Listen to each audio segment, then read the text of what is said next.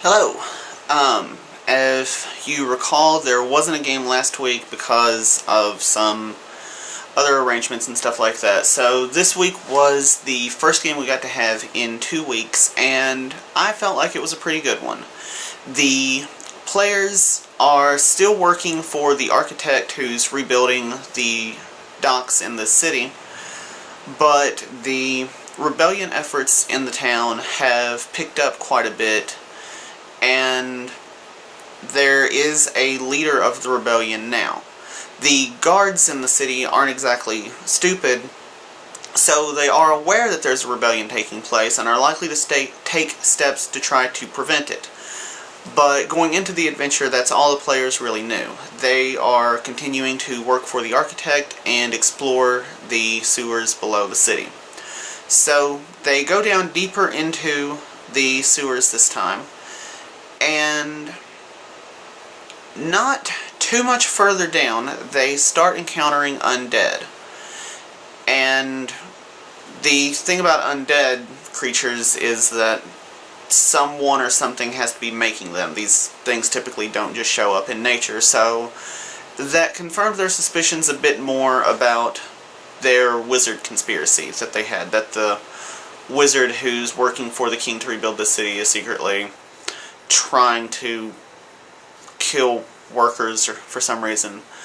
But anyway, so the first encounter just involved a group of skeletons.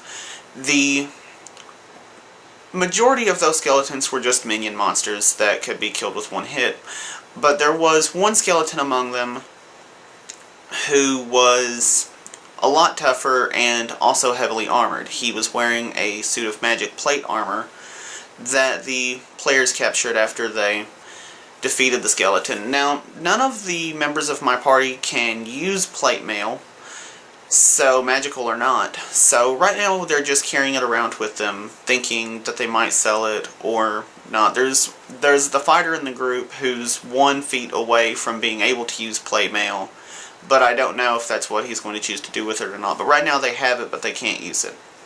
Also, on that same floor, they discovered a tiny little cache of gold and stuff like that, and there they also encountered and obtained I can't remember what exactly it's called. It's a magic item called the Everlasting Provisions. It's a little wooden box, and every time they open it, or once per day when they take a short rest, they can open the box and there'll be enough food inside to feed 5 people for a day.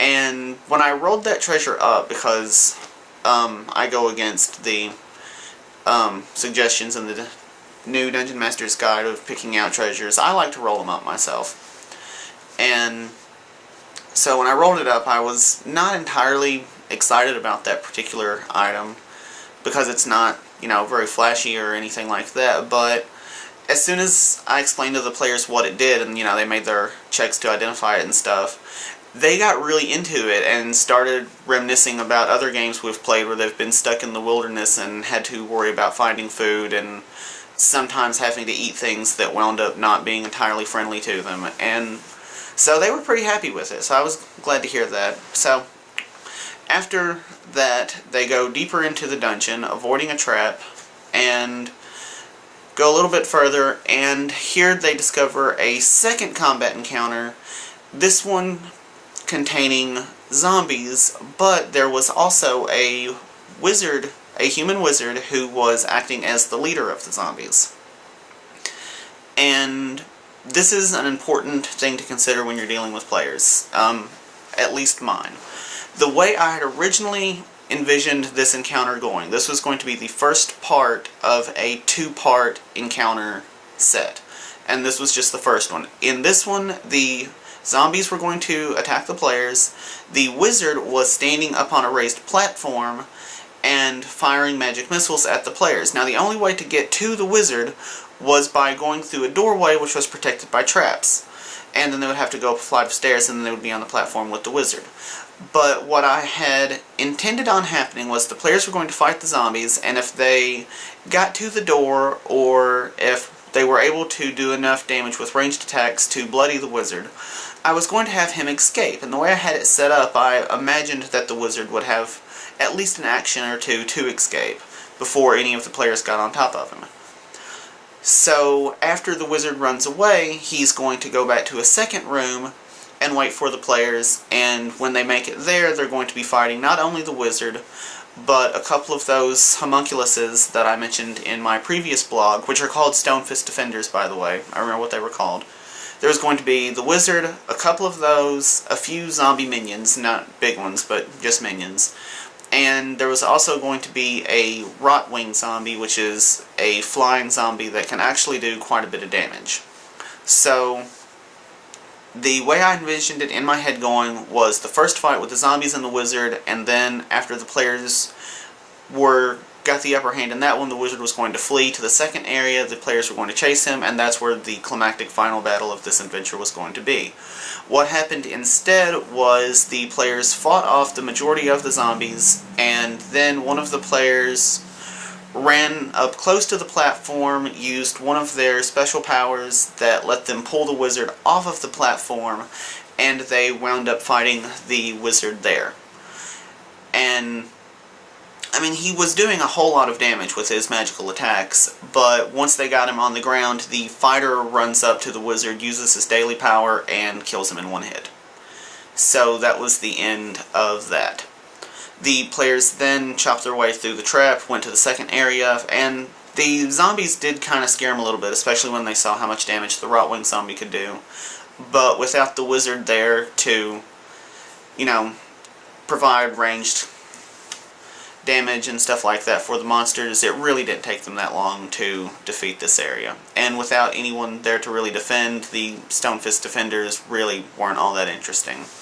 So, that's how that adventure went. Now, after the adventure, because that was the last area I had planned, after that area, the players did find a door, and so going through that door is going to be the entrance to the next adventure.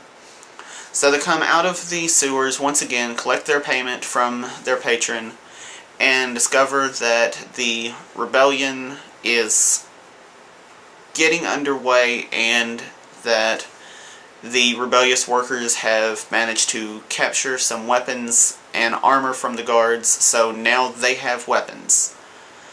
So the rebellion storyline is picking up, but the players aren't really all that interested in that necessarily, except that it's making an interesting backdrop. And other than the unexpected way the last two encounters went, the only other really noteworthy things that took place in this adventure was the fact that for the past couple of adventures, the players have been on a really horrible luck streak with their dice rolls, and they've really been failing everything. And I know it's just chance, but it sucks whenever it hits them all at once like that, and that seems to be, fortunately, mostly over. I mean, they got a couple of bad rolls in, but mostly it seemed like things were operating on a more expected probability, so that was nice. So, once again, the players have chosen to accept more money from the patron to explore the sewer system a little bit more, and I don't want to give too much away because I know my players watch this, but I'm very excited about the next adventure, and I think it's going to be a lot of fun. And thanks for watching, and I will see you next time. Oh god, what would be a good